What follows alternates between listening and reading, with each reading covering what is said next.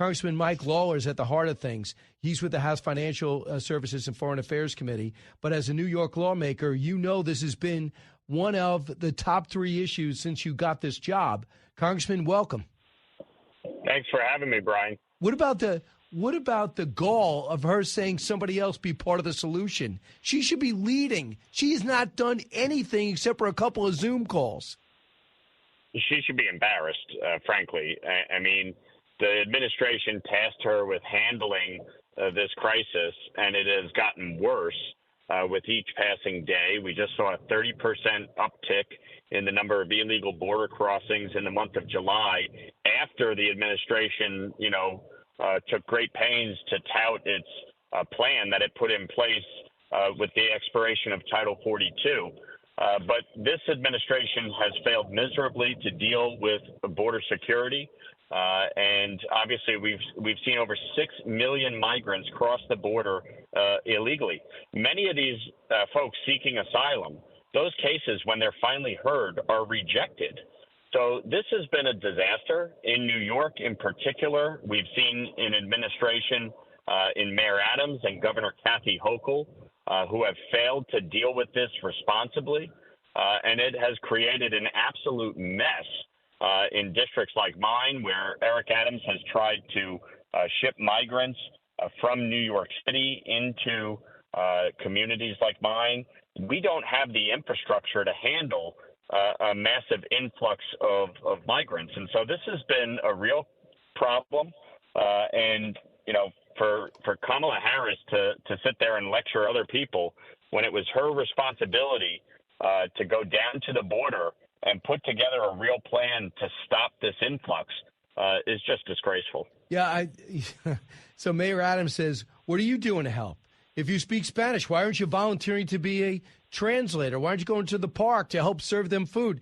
Is he crazy? Really? We have to go volunteer to help illegal immigrants? There aren't Americans if we have time to volunteer. There aren't kids in schools or after-school projects. We have to put them in parks. I know personally, I coach soccer, and I probably coached 40 games at Randall's Island, maybe more. Wow. And then watched a bunch. Now they got tents sitting up. You have the most active fields in New York City with adult leagues to 4-year-olds. And now you put tents there. What are those kids going to do, Mike? Well, it's just amazing. I mean, this is the same mayor that wanted to house migrants in schools, in school gymnasiums. And now he's using athletic fields that these children rely on to play during the summer months. It's really disgusting. Look, my wife's an immigrant. I've been through this process. It is a fundamentally broken system. It needs to be reformed. But what the administration has done by allowing a porous southern border where you not only have a massive influx of illegal immigrants, but fentanyl pouring across our border, coming into our communities, killing tens of thousands of Americans a year, and they're doing nothing about it. They're not taking on the cartels and holding these folks responsible. They're not going directly to the governments in Mexico and other countries and holding them responsible. And instead, they're just continuing to allow a situation where we have human trafficking, drug trafficking. You got the mayor of New York City incapable of handling this massive influx, despite the fact that they have sanctuary city policies that they enacted. They chose to be a sanctuary city, and now they recognize they can't handle it, but they're doing nothing to stop this problem. Not only that, it's happening in cities across the country. Chicago and Los Angeles is number 2, a distant number 2. Philadelphia. And listen to the governor of Massachusetts, cut 15. We're unable to move people from housing and shelter into permanent housing because of this. So instead, we've been expanding and continuing to look for housing and shelter opportunities, expanding shelter at a rapid pace, and it's unsustainable. That's a Democrat. So when you talk to Democrats, we're talking to Congressman Mike Lawler of New York. Is there any – I heard that 12 to 20 Democrats have spoken up and saying this is destroying our communities in our state. Any sense that Democrats are going to join you, Mike, in your outrage? Well, I think Democrats are finally recognizing that what's happening at the border is unsustainable. Whether or not they're willing to join us in doing something about it is another question. I mean, I've heard a lot of my colleagues privately say things. They understand this is a crisis. They understand we can't continue to house all of these migrants. Again, this is not about being against immigration. This is not about being against people who want to come here to participate in our economy, our culture, our community. Immigrants enrich our country, but there has to be a process, and we cannot continue to have tens of thousands of migrants cross the border, weekly, and have nowhere to house them, nowhere to help them in terms of, work. This just does not function. And so I think everybody collectively needs to recognize this is not a Republican or Democrat issue. It's a humanitarian issue. It is a crisis at our southern border that has spilled out into every community and state in our country. And we need to deal with it expeditiously. And it requires the Biden administration to get serious about taking on the crisis at our southern border. If they are unwilling to do that, then this crisis will continue. So it's amazing. Congressman Mike Lawler, our guest, Republican.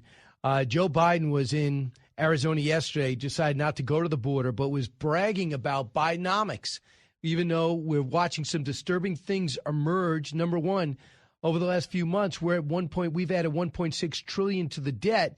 Even that's stunning at any rate. But here he is yesterday blaming guys like you for not getting behind his Inflation Reduction Act, Cut 3. Protecting our outdoor treasures, making our nation more resilient. But some MAGA extremists in Congress are trying to undo it all. I didn't get any help from the guys on the other team. Every single solitary person voted against this historic clean energy investment.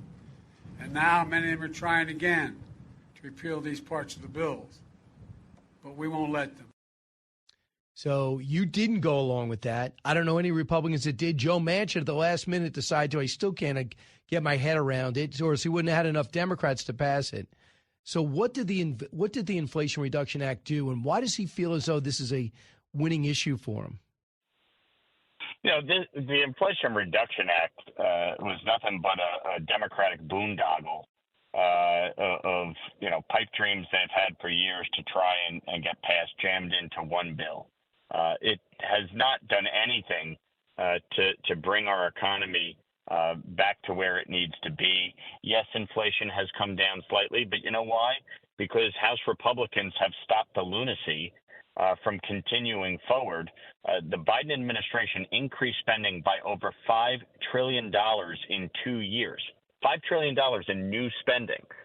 We've put an end to that.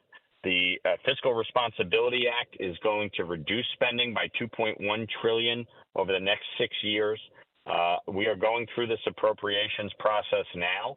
We'll be back in the fall to take up a number of the appropriations bills and ultimately rein in spending.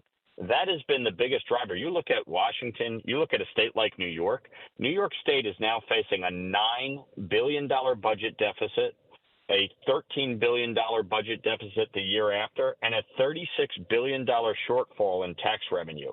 These out-of-control, reckless spending policies have to stop. And the only way we're going to get this economy moving in the right direction is to rein in spending, grow our economy with, energy policies that actually make sense, that increase domestic production of energy and stop relying on foreign governments. That's how we're going to get this country back. We have to secure the border. We have to put in place an immigration system that actually works, that is merit-based, that fills the needs of our economy, but that there's an actual process. The Biden administration has been reckless on so many fronts, and the Inflation Reduction Act was just one of them. No kidding. It's just such an embarrassment to the country, but he feels as though we're in a desperate situation, so we have to quickly convert all of our assets to electric and be more dependent on rare earth from China. It's nuts.